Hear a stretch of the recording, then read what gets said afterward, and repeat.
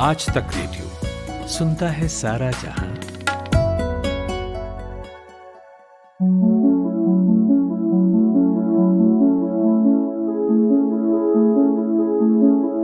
झारखंड सुर्खियों में है। कारण है राज्य की विधानसभा में 11 नवंबर को पास हुआ एक प्रस्ताव। भारी हंगामे के बीच एक दिन का विशेष सत्र बुलाकर सरना आदिवासी धर्म कोड पर प्रस्ताव पारित किया गया। यहाँ गौर करने वाली बात यह है कि इसे सर्वसम्मति से पारित किया गया है। तो आखिर इससे होगा क्या? अगर केंद्र से मंजूरी मिल जाती है तब 2021 की जनगणना में आदिवासियों को एक नई धार्मिक पहचान मिल सकेगी। लेकिन इसके साथ ही कई सवाल भी उठने लगे हैं, जैसे कि आदिवासियों को एक नई धार्मिक पहचान क्यों? क्या वो हिंदू नहीं है?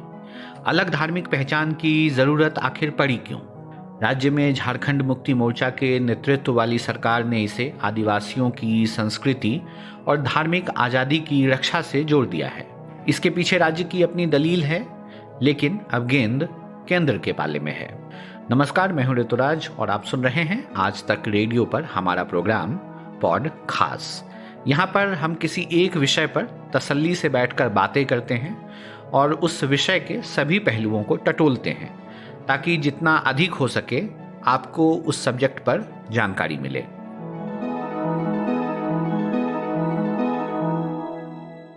तो आज हम बात करने वाले हैं झारखंड में हालिया पास हुए सरना आदिवासी धर्म कोड पर, और मेरे साथ बात करने के लिए हैं सुधीर पाल जी। आप लेखक हैं, झारखंड इंसाइक्लोपीडिया, ग्राम सभा सहित कई किताबें लिख चुके हैं। साथ ही केंद्र एवं झारखंड सरकार की अलग अलग समितियों का हिस्सा रहे हैं और ट्राइबल रिसर्च इंस्टीट्यूट से आप जुड़े हुए हैं। तो सुधीर पाल जी, अपनी बातचीत की शुरुआत हम बहुत बेसिक से करते हैं कि ये सरना धर्म आखिर है क्या,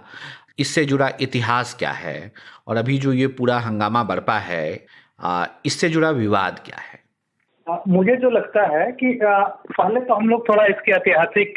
पृष्ठभूमि पर आ जाएं। तो हम सारे लोग जानते हैं कि जैसे हम आदिवासी कहते हैं तो नेचुरली जो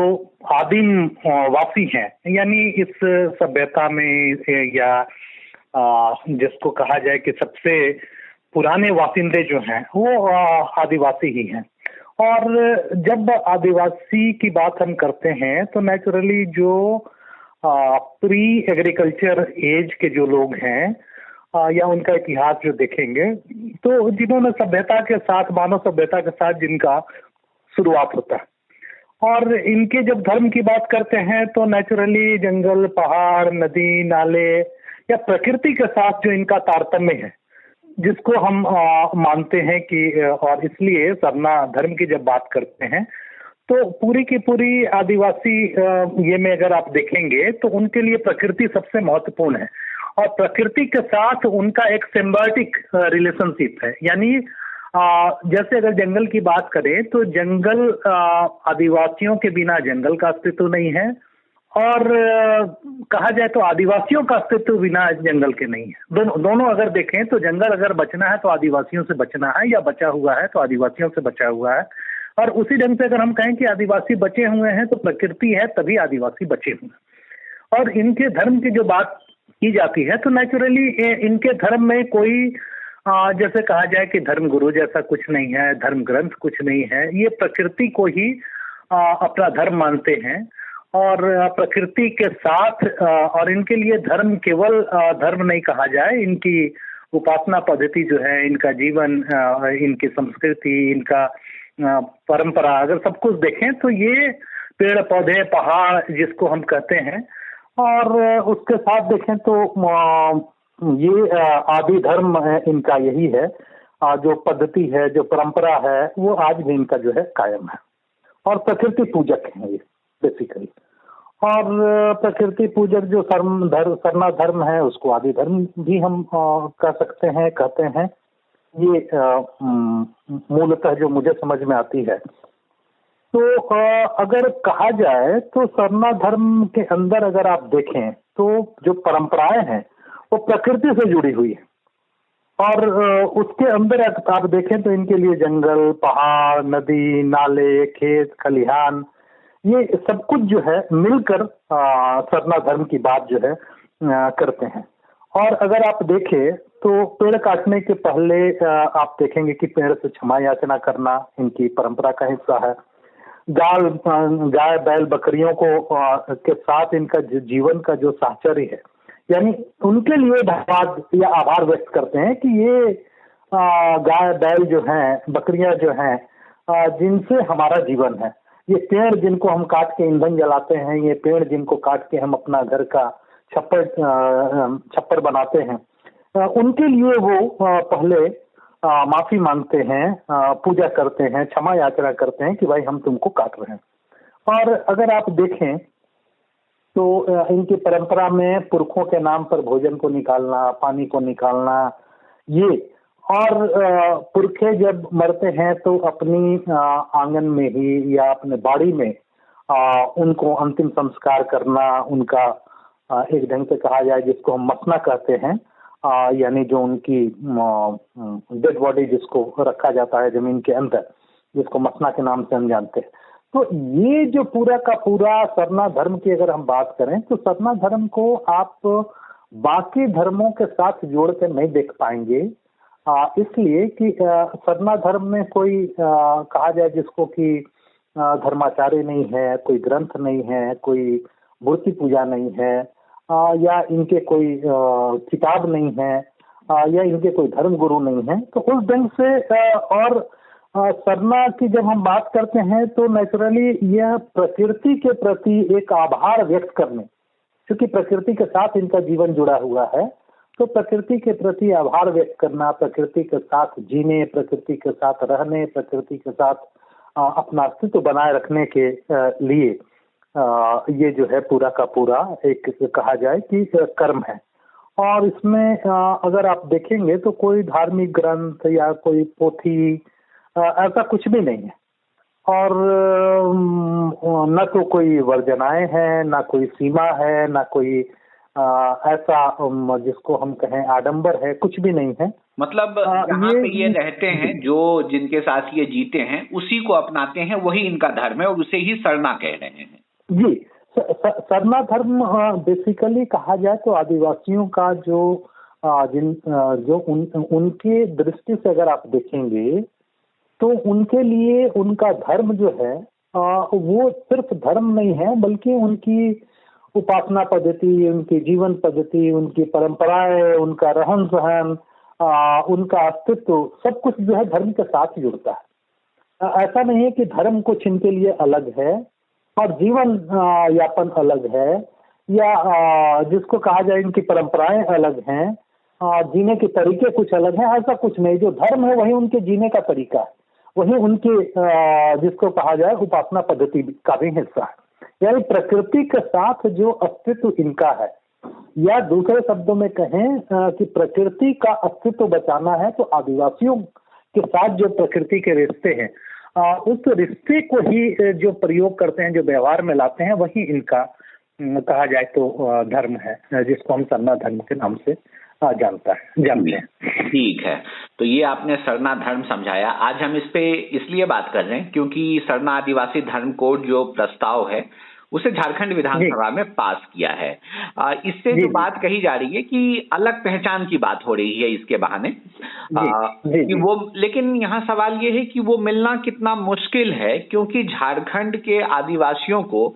जनगणना में अलग से धर्म कोड का जो प्रस्ताव था उसे सरकार एक बार पहले भी ठुकरा चुकी है। तो निश्चित तौर पर आप सही कह रहे हैं। देखिए, अगर थोड़ा सा हम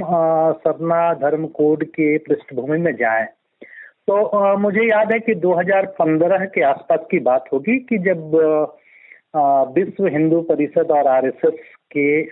एक बड़े जो नेता है, उनका एक बयान आया था। झारखंड में शायद उनका सम्मेलन था, मुझे तुरंत में उनका नाम याद नहीं है। तो उन्होंने इस शब्द का प्रयोग किया था कि आदिवासी हिंदू हैं, और उस समय झारखंड में आदिवासी संगठनों ने काफी जोरदार ढंग से उसका प्रोटेस्ट किया था, और प्रोटेस्ट इस कदर हुआ था कि जो उस समय आरएसएस के प्रमुख थे, उनको कॉन्फ्रेंस करके सफाई देनी पड़ी थी कि सरना और सनातन जो है एक है, इस ढंग का मसला जो आया था। लेकिन आदिवासी संगठनों का जो स्टैंड था, उनकी बहुत साफ समझ ये रही है कि आदिवासी हिंदू नहीं है। तो मुझे लगता है कि सरना धर्म कोड को दो तरीके से हम लोगों को देखना चाहिए। एक तो धर्म कोड को लेकर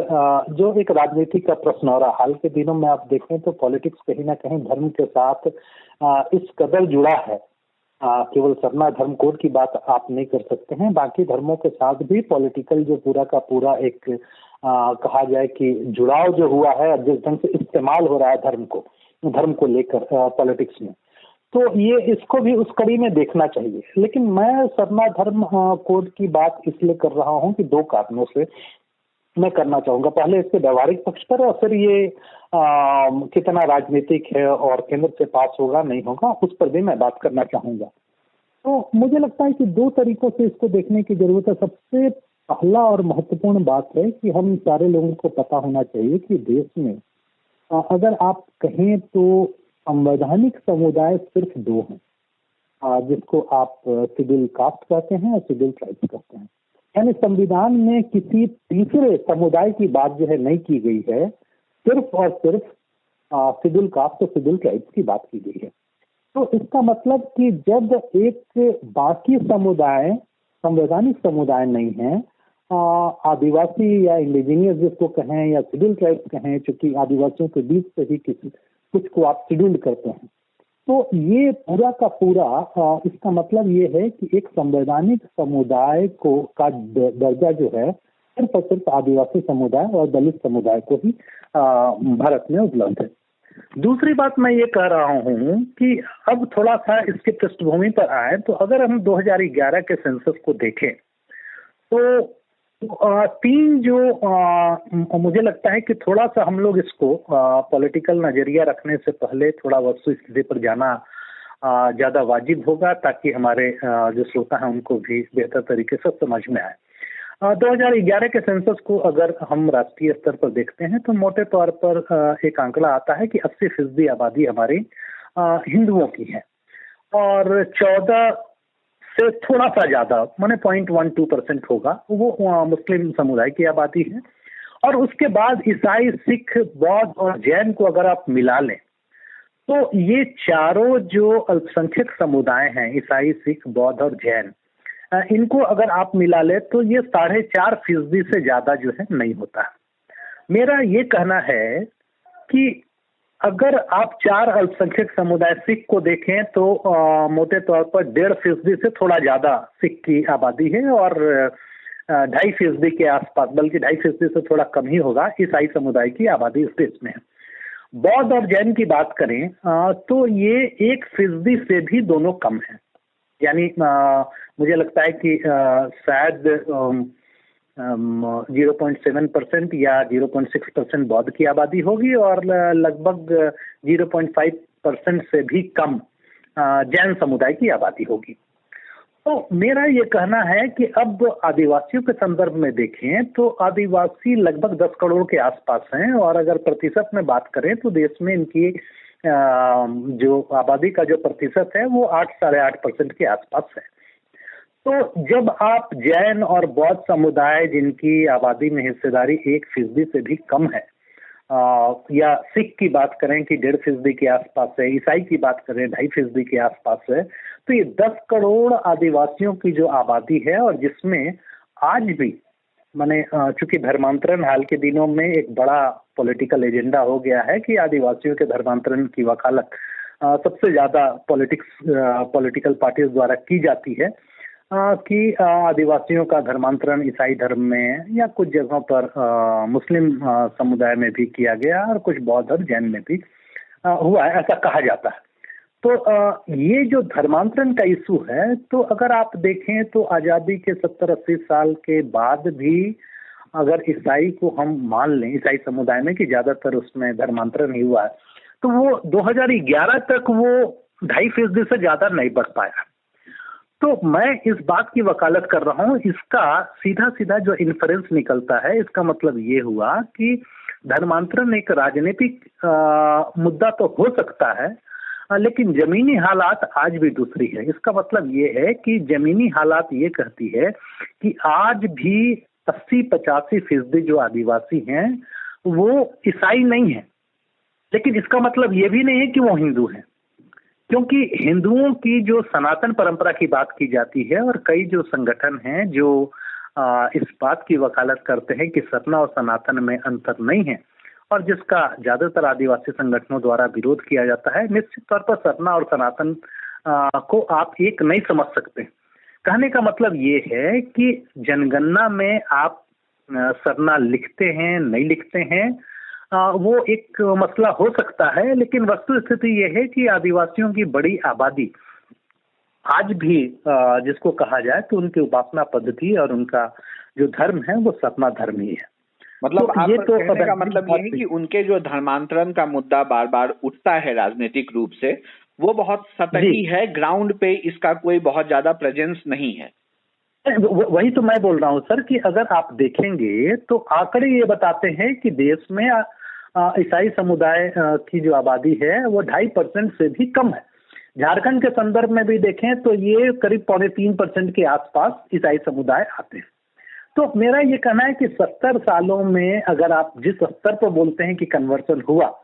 तब तो ये आंकड़ा कहीं ज्यादा होना चाहिए था, जो आज भी 2.5% के आसपास या उससे भी कम जो है सिमटा हुआ है। तो इसका मतलब कि धर्मांतरण इतने बड़े स्तर पर या इतने तेजी से नहीं हो रहे हैं जिसकी बात राजनीतिक बातचीत की जाती है या राजनीति इसे उठाकर जिस ऊंचाई पे पहुंचा देती है। जी जी जी जी। तो दूसरा इसका जो साफ नजरिया ये कहता है कि इसका मतलब ये है कि आज भी आदिवासियों की बड़ी आबादी जो है वो सरना धर्मावलंबी ही है, वो प्रैक्टिस वही करते हैं। अब दूसरा इसका मकसद ये है, दूसरा जो मसला इसके साथ जुड़ा हुआ है कि आदिवासी सरना धर्मावलंबी हैं और उसको व्यवहार में प्रैक्टिस में उनके वो है, लेकिन जनगणना में वो सरना धर्म कोड के तौर पर जो है नहीं आ पाया है, क्योंकि 1951 के बाद का अगर आप देखें, 51 के बाद की जनगणना में देखें तो सरना या इनका जो धर्म कोड जो अलग से कॉलम था उस कॉलम को जो है हटा दिया गया और उस समय ये प्ली लिया गया था कि चूंकि आदिवासी जो हैं वो एक ढंग से पिछड़े हुए हिंदू हैं, इसलिए अलग से इनका कोई धर्म का कॉलम लिखने की जरूरत नहीं है। अभी हेमंत सोरेन जी ने जो विधानसभा के पटल पर जो इस बिल को रखा या कैबिनेट में रखा या इसके प्रियम्बल में जो कहा गया है कि मूल बात ये बताई गई है कि भाई आदिवासियों की आबादी जो है लगातार कम हो रही है और उसकी कम होने की बड़ी वजह ये है कि सरना धर्म कोड जो है हमारे सेंसस में उसको अलग दर्जा या अलग कॉलम में नहीं लिखा गया। ये मुझे लगता है कि पार्शियली सही इसको मान सकते हैं। पार्शियली मैं इसलिए कह रहा हूँ कि पॉलिटिकल नजरिए से हेमंत सोरेन जी के इस बयान को लेना चाहिए कि जब आप कहते हैं कि आदिवासियों की संख्या घट रही है और इसलिए घट रही है कि सरना धर्म कोड लागू नहीं है, तो निश्चित तौर पर आदिवासी समुदाय को देखा जाए तो उनको भी लगता होगा कि एक मुख्यमंत्री कह रहे हैं, एक ट्राइबल मुख्यमंत्री कह रहे हैं, तो सही बात होगी। तो लेकिन मेरा इसमें यह कहना है कि लोगों को यह समझना चाहिए कि ये एक पॉलिटिकल बयान है। आदिवासियों की आबादी अगर 1931 में झारखंड माने अनडिवाइडेड बिहार उस समय तो था 38% के आसपास थी और 2011 की जनगणना में ये लगभग 28% के आसपास हो गई है। तो निश्चित तौर पर आप देखेंगे कि 10% की गिरावट जो है दिख रही है, लेकिन इसका एकमात्र कारण सरना धर्म कोड का अलग कॉलम से हटा दिया जाना मेरे जैसे व्यक्ति के लिए ये लगता है कि समझ पाना कि केवल सरना धर्म कोड अलग से कॉलम में आ जाता तो ये आबादी नहीं घटती, ये मुझे लगता है कि अर्ध सत्य है, पूर्ण सत्य नहीं है। मैं इसलिए कह रहा हूँ पूर्ण सत्य नहीं है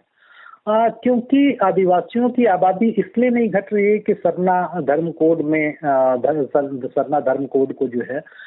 जनगणना के कॉलम में अलग से नहीं रखा गया है, बल्कि इसकी बड़ी वजह हम सारे लोग जानते हैं कि जो विकास का हमारा मॉडल है और जिसमें जो रिसोर्स पॉलिटिक्स है, उस रिसोर्स पॉलिटिक्स में चूंकि रिसोर्स जाने अनजाने उन आदिवासी इलाकों में हैं जहां आदिवासी रहते हैं और हमारा विकास का मॉडल वही है जहाँ जंगल को साफ किया जाए, जहाँ खनिज का उत्खनन हो, जहाँ नदियों को उपयोग में लाया जा सके, जहाँ बड़े बांध बनाए जा सकें। यानी ये रिसोर्स पॉलिटिक्स में सबसे ज्यादा कोई सफर रहा है देश में तो वो आदिवासी समुदाय ही रहा है। तो ये हमारा विकास का मॉडल की वजह से हमारे आदिवासी आबादी जो है हमारी कम हो रही है, विस्थापित हो जा रही है, या कहीं गुम हो जा रही है इस विकास के पूरे दौर में। इसका सरना धर्म कोड से सीधे सीधे कोई जुड़ाव नहीं बनता है। लेकिन दूसरी बात मैं इसके साथ जो जोड़ना चाहूँगा, मैंने इसलिए कहा था कि हेमंत सोरेन जी का बयान जो है मैंने अर्ध सत्य कहा जाए, पूर्ण सत्य नहीं कहा जाए, अर्ध सत्य इसलिए मैं कह रहा हूँ। लेकिन दूसरा महत्वपूर्ण पक्ष ये है कि सरना धर्म कोड इस मायने में महत्वपूर्ण हो जाता है कि अगर आप यूएन के inter governmental panel for climate change की रिपोर्ट को देखें तो वो इस बात की बार बार वकालत करता रहा है कि आदिवासियों की रीति रिवाज, उनकी उपासना पद्धति, उनकी परंपरा, उनके धर्म, इसको अगर आप संरक्षित नहीं करते हैं तो प्रकृति को आप संरक्षित नहीं कर पाएंगे। यानी ग्लोबल वार्मिंग का इशू, यानी क्लाइमेट चेंज का इशू, अगर इसको आपको एड्रेस करना है तो फिर आदिवासियों के अस्तित्व, उनकी उपासना पद्धति, उनकी जो परंपराएं हैं, उनकी जो प्रथाएं हैं, इसको आपको जगह देनी होगी, इसको आपको रिस्पेक्ट करना होगा। ये संयुक्त राष्ट्र की जो धारणा है, जो रिपोर्ट कहती है। तो इस लिहाज से अगर आप देखें तो सरना धर्म कोड का महत्व सामान्यतः धर्म को जिस ढंग से लेते हैं उससे कहीं ज्यादा बड़ा है, क्योंकि इसका सीधे सीधे जुड़ाव पर्यावरण से है, इसका सीधे सीधे जुड़ाव हमारी प्रकृति से है, इसका सीधा जुड़ाव मानव जाति के अस्तित्व के साथ है। इस ख्याल से ये महत्वपूर्ण हो जाता है। पहली बात जो मैं आपसे शेयर करना चाह रहा हूँ। दूसरा महत्वपूर्ण बात ये है कि आपको याद होगा नियामगिरी उड़ीसा में एक बॉक्साइट का बॉक्साइट खनन का एक बड़ा पहाड़ है और वहाँ एक पीवीटीजी ट्राइब, जो मुझे लगता है मुश्किल से 40-50 परिवार हैं जो पीवीटीजी जिसको हम कहते हैं कि पहले हम उनको आदिम जनजाति कहते थे, यानी आदिवासियों में वैसे आदिवासी समुदाय जो एकदम पिछड़े हैं, आदिवासियों में भी पिछड़े हैं और आदिम युग में आज भी रह रहे हैं, जिसको हाल के दिनों में नाम बदल के पीवीटीजी कहा जाता है, पर्टिकुलरली वल्नरेबल ट्राइब्स ग्रुप जो है कहा जाता है। तो ये नियामगिरी के मामले में सुप्रीम कोर्ट ने एक जजमेंट दिया था और उस जजमेंट में ये मामला था कि बॉक्साइट के उत्खनन के लिए उड़ीसा सरकार ने वेदांता के साथ जो है एक एमओयू किया था। तो वेदांता को लगभग 50,000 करोड़ का इन्वेस्टमेंट वेदांता उड़ीसा में करना चाह रहा था, लेकिन जो बॉक्साइट माइनिंग होनी थी वो उस इलाके में होनी थी जहां गोंड नियामगिरी में एक ट्राइब है जो पर्टिकुलरली वल्नरेबल ट्राइब्स है। तो उस पीवीटीजी ट्राइब ने इस आधार पर अपनी ग्राम सभा से अनुमति नहीं दी, क्योंकि उनका कहना था कि उनके भगवान का वास, यानी जिसको हम कहते हैं कि उनके ईश्वर का वास जो है वो उस पहाड़ पर है, नियामगिरी के पर्वत में है, और हमारी उपासना, पूजा पद्धति, हमारा जीवन, हमारा जंगल सब जो है वहाँ है, और हमारा अस्तित्व जो है नियामगिरी से जुड़ा हुआ है, यानी सिंह बोंगा जिसको हम कहते हैं, सिंह बोंगा मीन्स उसका ईश्वर जो हुआ। तो सुप्रीम कोर्ट में ये प्ली उन्होंने लिया था कि हमारा सिंह बोंगा का ये वास है, इसलिए हम यहाँ बॉक्साइट माइनिंग नहीं करने देंगे, क्योंकि इससे हमारा अस्तित्व हम जो है खत्म हो जाएंगे और हमारा सिंह बोंगा जो है नाराज हो जाएगा। तो आपको याद होगा कि सुप्रीम कोर्ट ने भारत के संविधान 25 और 26 जहाँ अन्य धर्मों माने जो हमारी धार्मिक परंपरा है, पूजा है, उपासना पद्धति है, इसको मान्यता देने का जो हमारा अनुच्छेद 25 और 26 है, इसके आधार पर सुप्रीम कोर्ट ने नियामगिरी के उन पीवी परिवारों के पक्ष में फैसला दिया था और आज भी वहाँ बॉक्साइट माइनिंग जो है वेदांता का प्रोजेक्ट जो है नहीं लगता है। तो मैं दो कारणों से इसको महत्वपूर्ण समझता हूँ सतना धर्म कोड को। एक तो अगर आप इसको प्रकृति और पर्यावरण की दृष्टि से देखिए, दूसरा मैं कह रहा हूँ कि संविधान में जो आपने धार्मिक स्वतंत्रता की बात की है, तो धार्मिक स्वतंत्रता को रिस्पेक्ट करने का जो एक लैंडमार्क जजमेंट सुप्रीम कोर्ट का है, उस ख्याल से भी मुझे लग रहा है कि ये सरना धर्म कोड का महत्व है। ठीक है, ये आपने बहुत विस्तार में बहुत सारे एग्जाम्पल के साथ समझाया अलग अलग पहलुओं को, और क्यों, कहाँ पे इसका इम्पोर्टेंस झारखंड में क्या है और उड़ीसा में क्या फैसला आया था इसे लेकर, कानूनन क्या राय रखा था सुप्रीम कोर्ट की तरफ से, क्या कहा गया, इस पहलू को भी आपने समझाया। सुधीर जी, एक सवाल और है कि बहुत से लोग अभी जो ये सरना वाला प्रस्ताव है इसको राजनीति से प्रेरित मानते हैं। आपने जिक्र भी किया एक पुराने एग्जाम्पल का। अलग अलग राजनीतिक पार्टियों का अभी तक इस मसले पे क्या रुख रहा है, बहुत संक्षेप में समझना चाहेंगे। एक पार्टी का तो आपने जिक्र कर दिया, भाजपा का, और बाद में किस तरह की सफाई देनी पड़ी, बाकी भी पार्टियां हैं, उनका क्या रुख रहा है राज्य में? देखिए, मैंने इसको फॉर्चुनेट कहा जाए कि झारखंड का जो डेमोग्राफी है, तो झारखंड में 28 सीटें, जहाँ तक मुझे याद है कि 28 सीटें विधानसभा की जो हैं वो शेड्यूल्ड ट्राइब्स के लिए रिजर्व सीटें। अगर आप वो वोट बैंक, वोट की पॉलिटिक्स को देखें, तो जो हमारी सबसे बड़ी नेशनल पार्टी आज की तारीख में है बीजेपी, उनका कोर जो स्ट्रेंथ है या लगातार उन जगहों पर ये 28 जो आदिवासी वाले सीट हैं, अगर 2019 के विधानसभा चुनाव को छोड़ दें तो उससे पहले के चुनाव में जब कहा जाए एक ढंग से कि झारखंड में सरकार उसी दल की होती है जो इन एसटी कंस्टिट्यूएंसी, जो एसटी रिजर्व कंस्टिट्यूएंसीज हैं, यानी अनुसूचित जनजाति के लिए जो आरक्षित सीटें हैं, वहाँ जिनका ज्यादा सीट निकलता है, सरकारें उन्हीं की बनते रही हैं। मैंने 2000 से हम लोग ये पैटर्न देख रहे हैं। 2019 की विधानसभा चुनाव को अगर आप देखेंगे तो यहाँ हम लोगों ने देखा कि बीजेपी को जेएमएम से स्लाइटली थोड़ा कम वोट मिला और कम सीटें मिली, और इसलिए बीजेपी जो है सरकार में नहीं आ पाई। तो पहला मैं ये कह रहा हूँ कि झारखंड में पॉलिटिक्स का जो पूरा का पूरा स्वरूप है वो ट्राइबल राइट्स के बगैर या आदिवासियों के अधिकार के बगैर, जंगल के सवाल के बिना, जमीन के सवाल के बिना, या आदिवासियों के विस्थापन के सवाल को लेके, या विकास का जो मॉडल है जिसमें आदिवासी सबसे ज्यादा सफर हो रहे हैं, उसको लिए बगैर, ये कुछ मुद्दे हैं जिनके बगैर यहाँ राजनीति आप नहीं कर सकते। तो इसलिए आपने देखा होगा सरना धर्म कोड के मामले में बीजेपी चाह कर भी कहा जाए तो इसका विरोध करने की स्थिति में नहीं है। मैं इसलिए कह रहा हूँ कि प्रस्ताव जो पारित हुआ विधानसभा में वो सर्वसम्मति से पारित हुआ। जी, इसलिए कह रहे विरोध करने की स्थिति में कोई भी नहीं है। एक तो ये बहुत बड़ा भावनात्मक मसला है, इसलिए कोई ये नहीं जाना चाहेगा। दूसरा, झारखंड जैसे इलाके में, झारखंड जैसे जो ट्राइबल सेंटिमेंट वाला इलाका है, तो आप अपना पॉलिटिकल एजेंडा में कोई भी ऐसा एजेंडा पुट नहीं कर सकते हैं जो एंटी ट्राइबल हो, और कोई भी पार्टी आज की तारीख में इस स्थिति में नहीं है कि वो आदिवासियों के हितों के खिलाफ बात कर सके। जबकि अगर हम थोड़ा पीछे जाना चाहेंगे, एक ढंग से देखें तो सरना धर्म कोड जो है ये एक नया पॉलिटिकल एजेंडा होगा, क्योंकि आप टाइमिंग देखिए, 20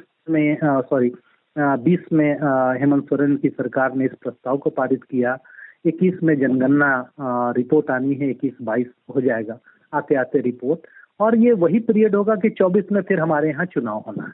तो अब मार्क करके देखिए कि उस समय तक, और हम ये उम्मीद कर रहे हैं कि इतनी आसानी से सेंट्रल गवर्नमेंट इसको एक्सेप्ट करने नहीं जा रही है। मुझे जो समझ आता इतना आसान नहीं होगा कि सेंट्रल गवर्नमेंट सेंसस में सरना धर्म कोड को एक अलग कॉलम में जो है रखने का जो प्रस्ताव है उसको स्वीकार कर लेगी। इतना आसानी है मसला नहीं, लेकिन ये टाइमिंग ऐसा होगा कि अगला चुनाव जिसको हम लोग कई बार बोलते हैं कि लोगों को बताना होगा कि तुम्हारी पॉलिटिक्स क्या है ब्रदर, ये बताओ तुम्हारी पॉलिटिक्स क्या है भाई। तो ये जो आपको खड़ा होना होगा कि आप सरना धर्म कोड के साथ हैं या सरना धर्म कोड के साथ नहीं है, ये बड़ा पॉलिटिकल एजेंडा होगा पहला। दूसरा मैं कह रहा हूँ कि हेमंत सोरेन जी ने जो ये प्रस्ताव पारित किया है, एक ढंग से ये धर्म से ज्यादा एक पॉलिटिकल एजेंडा इसलिए हो गया है या होगा आने वाले दिनों में, और इसका जो है बड़ा जबरदस्त असर भी पड़ना है। क्योंकि आप मार्क कीजिए कि आरएसएस के जो फ्रंटल ऑर्गेनाइजेशन है, खासकर बनवासी कल्याण केंद्र, जो पिछले 30-40 सालों से जिनका बड़ा सघन कार्य ये आदिवासी इलाकों में है, और निश्चित तौर पर इनका कार्य आदिवासियों के उत्थान, उनके कल्याण, उनके स्वास्थ्य, उनके शिक्षा सब पर है। माने एक ढंग से कहा जाए तो ईसाई समुदाय का जो प्रयास आदिवासी क्षेत्रों में स्वास्थ्य और शिक्षा में रहा, उसको काउंटर करने के लिए बनवासी कल्याण केंद्र के जो आदिवासियों के बीच का जो काम है, निश्चित तौर पर काफी बड़ा काम है। लेकिन उसके साथ साथ उनका जो एक बड़ा एजेंडा रहा कि आदिवासी हिंदू हैं, बनवासी हिंदू हैं, ये जो पूरा का पूरा उनका अभियान है, ये उस अभियान पर जबरदस्त ढंग से एक चोट है। और ये ऐसा चोट है कि बनवासी कल्याण केंद्र भी बैकफुट पर है और आरएसएस और बीजेपी भी बैकफुट पर है, जो सीधे तौर पर ये कहने की स्थिति में नहीं है कि आदिवासी जो है हिंदू हैं। और सरना धर्म कोड का महत्व मुझे लगता है कि धर्म से ज्यादा राजनीतिक महत्व इसका ज्यादा है, जो आने वाले दिनों में झारखंड का जो राजनीतिक नेचर होगा, जो प्रकृति होगी, उसको बड़ा प्रभावित करेगा। ठीक, और अंत में एक सवाल और है इतने डिटेल में समझने के बाद कि आदिवासियों के धर्मांतरण का मुद्दा तो उठता ही रहता है जैसा आपने बताया, और इस प्रस्ताव को कहीं ना कहीं इससे भी जोड़कर देखा जा रहा है। धर्मांतरण पे हमने लंबी बात की। धर्म से ही जुड़ा एक सवाल है कि आदिवासी हिंदू नहीं है क्या, क्यों अलग धर्म की जरूरत पड़ी? इस पे बहुत बड़ा डिबेट चल रहा है, बहुत लोग इस पे बात करते हैं, इस पे क्या रुख है? देखिए, एक तो एक धारा है जो ये मान के चल रही है कि सरना और सनातन में कोई फर्क नहीं है, और इसमें जो तर्क दिया जाता है कि सरना धर्म भी प्रकृति से जुड़ने की बात करती है, प्रकृति के प्रति आभार व्यक्त करने का धर्म है कि प्रकृति के बिना मानव का अस्तित्व नहीं है, सरना इसकी बात करती है। और सनातन धर्म के जो पक्षधर हैं उनका भी कहना है कि भाई सनातन धर्म में भी जो है प्रकृति के साथ ही चलने की बात की जाती है, तो दोनों में फर्क नहीं है। ये इस प्ली को लोग लेते हैं कि सपना ही सनातन है। लेकिन मेरी समझ जो है कि ये दोनों बिल्कुल एक ढंग से कहा जाए तो एक दूसरे से जुदा है।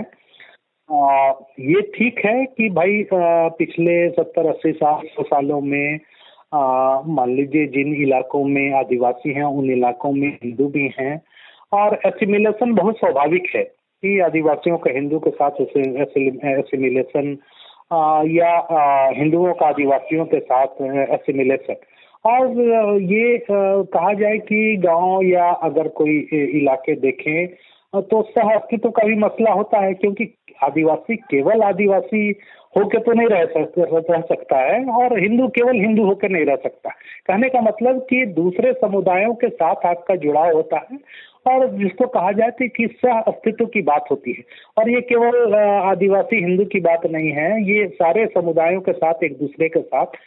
जिसको कहा जाए कि जुड़ाव होता है, एसिमिलेशन होता है, और ये एक बहुत सहज प्रक्रिया है।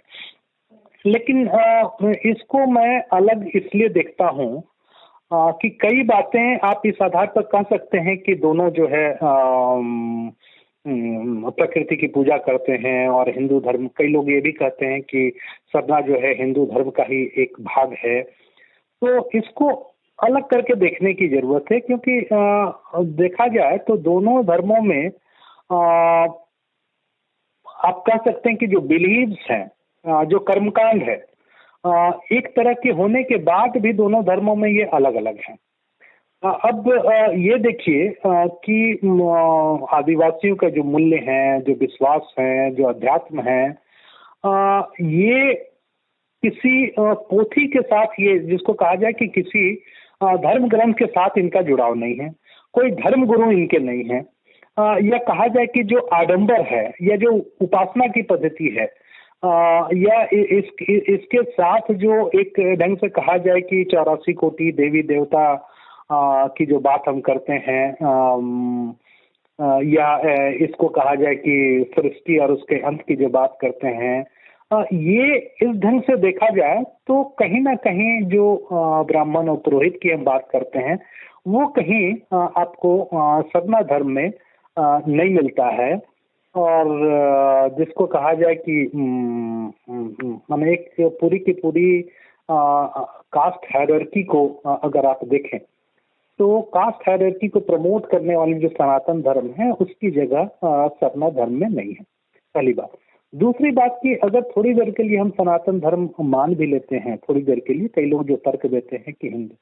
तो हिंदू धर्म की जहां आप बात करते हैं तो फिर आप इसको जस्टिफाई नहीं कर पाते हैं कि आदिवासियों को आप रखेंगे कहाँ, क्योंकि आपके तो चार ही वर्ण हैं, चार ही हैं, जिसको ब्राह्मण, क्षत्रिय, वैश्य और शूद्र कहते हैं। तो ब्राह्मण में आप आदिवासियों को रख नहीं पाएंगे, क्षत्रिय में आप रख नहीं पाएंगे, वैश्य और शूद्र में आप रख नहीं पाएंगे। तो ये आदिवासियों के लिए जगह आपके पास कहाँ? मैं इसलिए कह रहा हूँ कि जो धार्मिक नियम हैं, जो परंपरा है, जो लोक व्यवहार है, वो जो सरना समाज में है वो कहीं ना कहीं कहा जाए कि हिंदू समाज में उस ढंग से वो नहीं है। कई लोग ये भी कहेंगे कि आदिवासी भी हनुमान और महादेव की पूजा करते हैं, इसलिए वो जो है आदिवासी सतना धर्म और सनातन एक है। इस ढंग की कई चीज़ों की बात होती है, लेकिन अगर आप देखें तो भाई हजारों सालों से एक ही धरती पर अगर साथ आप रह रहे हैं तो कहीं ना कहीं जिसको कहा जाए एसिमिलेशन तो होगा। तो एसिमिलेशन होगा तो इसका मतलब ये नहीं कि जो एक स्पेसिफिक जो विशिष्टता है वो विशिष्टता जो है कहीं जो है अलग हो जाएगी। इसलिए मुझे लग रहा है कि सतना के जो दर्शन है, जो सोच है, जो विचार है, जो विश्वास है या मान्यता जो है उसको रिस्पेक्ट किया जाना चाहिए। शुक्रिया सुधीर पाल जी, हमें अपना समय देने के लिए। लंबी बातचीत रही, लेकिन सरना को लेकर जो भी सवाल थे, इसके इतिहास से लेकर वर्तमान तक सभी पहलुओं पर आपने विस्तार से बताया। इसके राजनीतिक पक्ष को भी हमने छुआ। आप सुन रहे थे पॉडकास्ट, कैसा लगा बताइएगा ज़रूर। हमारा ईमेल पता वही है radio@aajtak.com। एक बार फिर दोहरा देता हूँ, radio@aajtak.com। शुक्रिया।